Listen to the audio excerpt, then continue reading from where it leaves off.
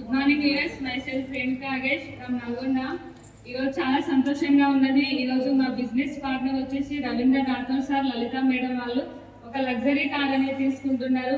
వీళ్ళు చేసింది ఏంటంటే ఒక 19 months బ్యాక్ అనేది వెస్టేజ్ అనే అవకాశం తీసుకోవడం ద్వారా వాళ్ళ ఇంట్లోకి ఈరోజు లగ్జరీ కార్ వెళ్తున్నది.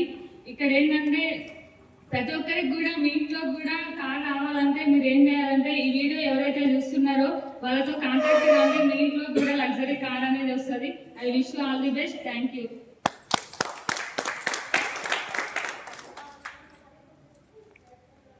నమస్తే అండి, నా పేరు సగేష్. నేను నల్గొండలో ఉంటాను.